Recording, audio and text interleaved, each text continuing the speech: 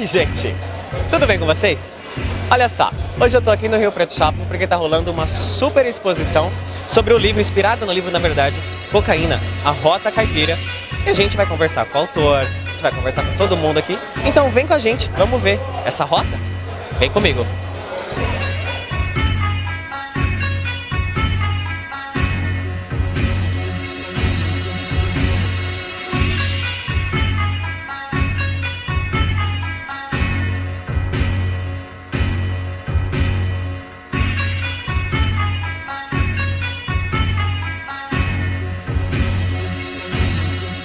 Gente, olha só, agora eu tô aqui com o Alan de Abreu. Alan, conta pra mim, como é que foi escrever esse livro? De onde surgiu a ideia de fazer o livro? Pois é, como jornalista, eu lido com esse tema na cobertura de operações da Polícia Federal contra o narcotráfico já tem mais de 10 anos. Em um certo momento eu decidi sistematizar essas informações em livro, porque eu percebi que só um livro daria conta da complexidade que é o narcotráfico. Então, de 5 anos para cá, eu comecei a reunir material inédito com o intuito de publicar um livro, né? Então foram 80 mil páginas de documentos reunidas, mais de 70 entrevistas, então foi um trabalho de fôlego, eu viajei muito para contar essa história. E durante essas viagens, esse período de pesquisa, que você falou mais ou menos durante os 5 anos, te deu algum momento aquele cagaço, tipo assim, meu Deus, o que eu tô fazendo aqui? Eu vou morrer, alguém vai me mandar me matar, porque né, esse é a sua... Não, olha, por incrível que pareça, não. Você vai falar, não, isso não é questão de coragem, é uma questão mais de vontade, sabe? De tesão pelo trabalho, sabe? E nunca me passou pela cabeça desistir no meio do caminho. A partir do momento que eu coloquei na cabeça que eu ia escrever um livro, eu segui até o fim com esse propósito. Nunca pensei em desistir. Medo a gente tem, porque o medo faz a gente ser responsável. Mas ele não pode servir de bloqueio para impedir o seu trabalho. Então, o livro está aí, né? Eu tomo alguns cuidados, evidentemente. Me espero, né? Até agora não aconteceu nada, estou aqui vivo, né? E quero levar a mensagem do mal das drogas e da ganância que move esses grandes barões da droga. É importante levar para a sociedade isso, eu acho importante. É um trabalho que é inédito, assim, não há nenhuma outra reportagem dessa envergadura sobre narcotráfico no Brasil. E dentro dessa pesquisa toda, assim, você chegou assim, a se surpreender com alguma coisa que você descobriu alguma coisa? Tipo, a polícia faz parte, pessoas milionárias fazem parte, você chegou a ficar surpreso? Eu me surpreendo com algumas histórias. A polícia corrupta, nem tanto. Eu já ouvi histórias, claro que eu colhi material, histórias muito assustadoras de tortura policial, de policiais piores até do que os bandidos, né? Mas são minoria, é bom deixar isso claro. A polícia faz um trabalho muito bom, muito importante no combate às drogas. Esse trabalho é competente, é corajoso. Essas maçãs podres, elas são minoria, é bom deixar isso bem claro sempre. Mas há histórias assim de glória e ruína no livro que chamam muita atenção de quem lê. Pelo menos eu tenho tido esse retorno das pessoas. Histórias de, por exemplo, uma modelo que estava aqui em Rio Preto e foi seduzida pelo grande tráfico colombiano e de repente ela desapareceu. Faz 16 anos já que ela está desaparecida, ninguém sabe o paradeiro dela, ela, o marido e um bebê. Então são histórias muito dramáticas e todas as histórias, elas não têm um final feliz. Todas as histórias que eu narro no livro. Isso é bem triste. E nesse processo todo, como surgiu a ideia de chamar o Domingos Meirelles? Como é que foi tudo isso? Pois é, o Domingos ele me assessorou sempre, eu mantive um contato com ele logo no início da produção do livro e ele até brincava comigo no início, isso em 2012, falando assim, Alan, um livro para ser bom tem que parar em pé.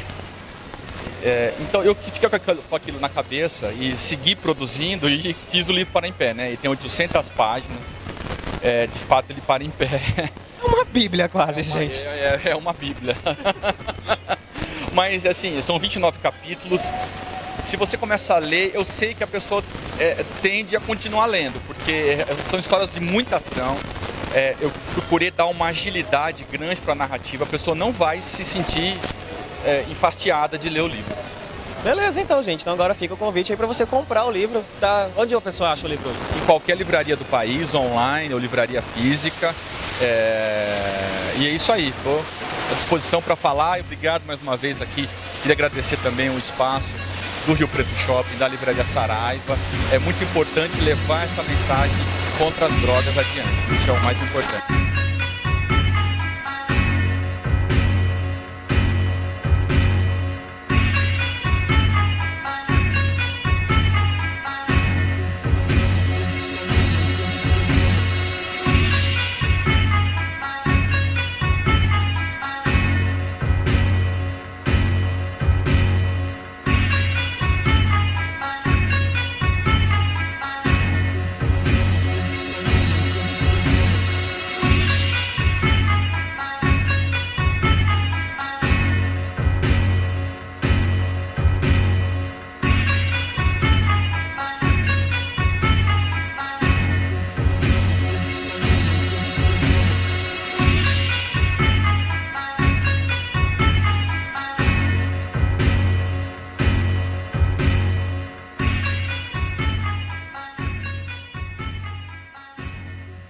Gente, agora eu tô aqui do lado dessa pessoa maravilhosa, que é o Domingos Meirelles. Poderia ser a semana toda, não só o domingo.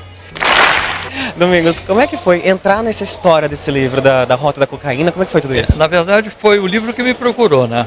Não foi o inverso. Eu não conhecia o Alain, ele me liga uma noite, né? E diz que tinha um projeto, um livro, que ele tinha lido um livro meu, e me mandou, então, por e-mail. E eu até estava comentando agora com outro senhor ali. Cento e poucas páginas. Aí eu disse, Alain, eu acho que a gente precisa engordar um pouco esse livro. Entre numa livraria e veja se um livro de 100 páginas, ou de 120 páginas, fica em pé sozinho. Ele não vai... Então não é um livro, ele precisa de ter uma certa musculatura, ele precisa ter um porte. E aí eu me surpreendi com essas 800 páginas, né? Que acho que é um grande divisor de águas. Ele fez um trabalho de casa, eu sugeri uma série dei muitas sugestões e ele, em nenhum momento, ele disse, não vou fazer, achou. Eu diria que ele se portou de uma forma muito, até humilde, né? E as orientações que eu dei, ele foi mais ou menos como coisa maravilhosa que é a Rota Caipira. Foi mais ou menos aquela história de professor-aluno, aquelas... Não chega a ser professor-aluno, eu diria que ele é um colega de profissão, né? É muito determinado, né? Eu acho que para escrever também esse tipo de assunto, você é um ato de doação. Um ato de entrega, né? É uma coisa assim, até meio religiosa, eu estava comentando com o senhor ali, é uma coisa assim meio jesuítica, né? Você tem que perseguir aquele objetivo, né? E ele realmente levou uns 2 ou 3 anos pesquisando e trabalhando, né? E acho que fez um belo trabalho, o resultado final foi fantástico. E lendo o livro, assim, você se surpreendeu com alguma história, com algum capítulo, alguma coisa, tipo, falando, meu Deus, olha isso. O conjunto, algumas histórias eu já conhecia, né? Mas eu acho que o livro vale pelo conjunto, né? E esse eu acho que é o grande segredo do livro dele. Porque às vezes você tem uma única história num livro, né? E ali não, a cada capítulo é um novo personagem, que às vezes vai aparecer lá na frente, ou ele tem ligação com um outro personagem que já passou. Independente da pesquisa, eu acho que deve ter sido muito trabalhoso, né, a construção do que eu chamo da estrutura narrativa, né? Porque ele tinha muitos personagens, ele tinha muitas situações, embora aquilo que eu disse, muitos personagens aparecem em diferentes momentos, mas como valorizar, né?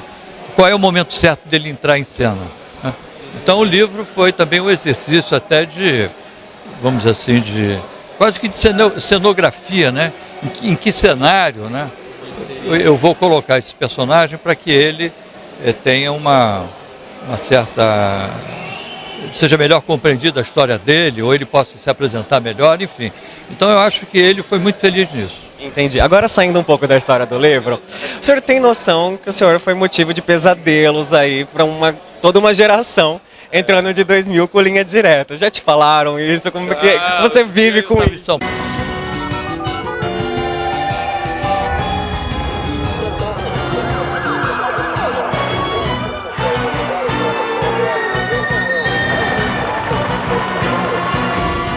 Paulo, eu fui ali no Pão de Açúcar, no shopping Genópolis, né? E eu vi que tinha uma moça no caixa, que ela ficava assim meio... Eu imaginei que ela estava com algum problema na vista. Depois ela estava rindo. Aí eu chegou a minha vez, né?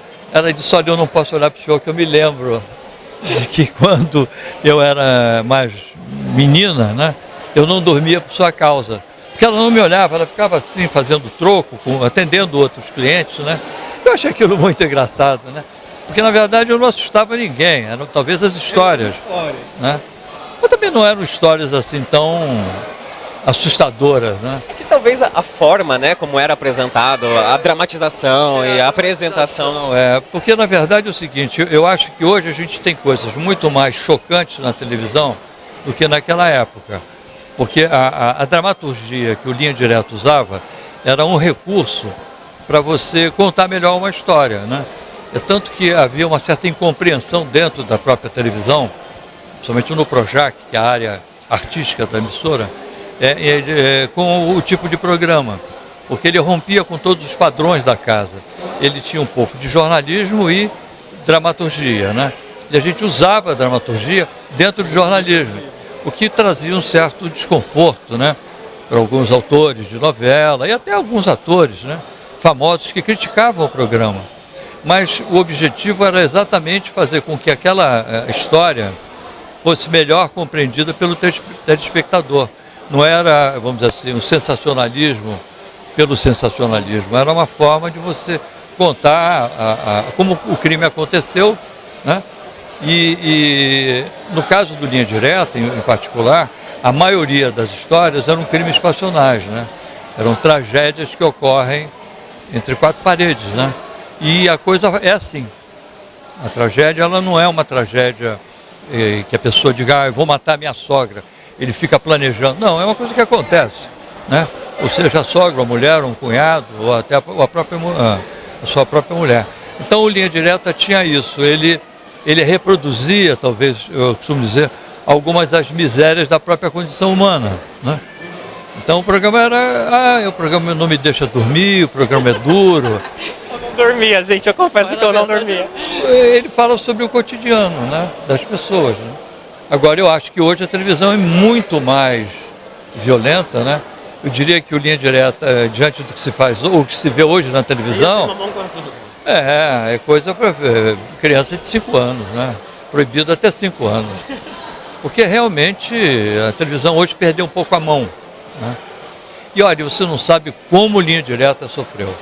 Foi um dos programas que mais foi apedrejado na história da televisão. A gente consegue imaginar, mais ou menos. E apedrejado até dentro da própria emissora. Porque havia grupos, né? Áreas dentro do comando da emissora que não tinham o menor carinho e respeito pelo programa. Embora fosse um dos programas de maior audiência da emissora. Mas eles viam aquilo assim como se fosse uma coisa menor. Um programa B. É um programa B, quando na verdade ele era extraordinariamente bem feito. Por exemplo, eu estava revendo outro dia a tragédia do Batomushi, que foi aquele episódio em que uma embarcação naufraga na passagem de ano, né? Aquilo foi uma obra-prima. Eu assisti a reconstituição. Eles construíram o Batomushi lá no que eles chamam na piscina, né, de efeitos especiais. As pessoas todas de branco. Você olhando o navio, era um navio. É produção cinematográfica, né? Então eu achei, por exemplo, nesse dia, o programa foi uma bofetada, né, que a produção e a direção do programa deu no restante do Projac, dizendo, olha, nós somos capazes de fazer também coisas de alto nível. E foi realmente uma coisa, eram várias câmeras. As pessoas quando caíam na água já tinham um cinegrafista, um mergulhador, né, com câmera. Foi um primor aquilo, uma obra de arte. Então o Linha Direta ele foi muito incompreendido dentro da própria emissora durante muito tempo e ele cumpriu um papel social, uma função social inacreditável. Durante os 8 anos em que o programa existiu, foram presos 448 pessoas. Mas o detalhe é o seguinte, que essas pessoas jamais seriam presas se não fosse programa. Porque, por exemplo, muitas tinham cometido um crime no Rio Grande do Sul e estavam morando no Pará. Nunca você ia achar. E desses 448 casos, 18 foram em 12 países. Que aí é a TV Globo Internacional, né? Quer dizer, ainda mais, como é que um sujeito vai ser preso em Barcelona assistindo um jogo de futebol? E isso aconteceu. Era um casal que estava assistindo um jogo de futebol, a câmera passa, no intervalo do jogo, a câmera passa muito lentamente, que a televisão na Europa tem um outro time, não é essa coisa tão nervosa como é a televisão no Brasil. Então a câmera passa muito lentamente durante o comentário, no intervalo do jogo, e tinha um casal. Então alguém identificou o rapaz, porque foi em close. Aí a câmera vai até um certo ponto e volta. Quando volta, a pessoa certamente tirou a sua, não, é ele, que eu vi ontem, ou hoje, ou anteontem, sei lá. Ele foi a imagem ficava marcada. Estádio. O rapaz foi preso dentro do estádio. E ele cometeu um crime, foi na cidade de Paraty, no Rio de Janeiro. Olha que coisa fantástica, né? Incrível, incrível, gente. Gente, então, ó, é o seguinte, não precisa ter medo do Domingos, o Linha Direta já acabou, era maravilhoso, ele é muito gente simpático, muito gente fina, então é isso, não precisa ter medo dele não. Se vocês encontrarem ele no supermercado, pode tirar foto, abraçar, que ele não assusta não.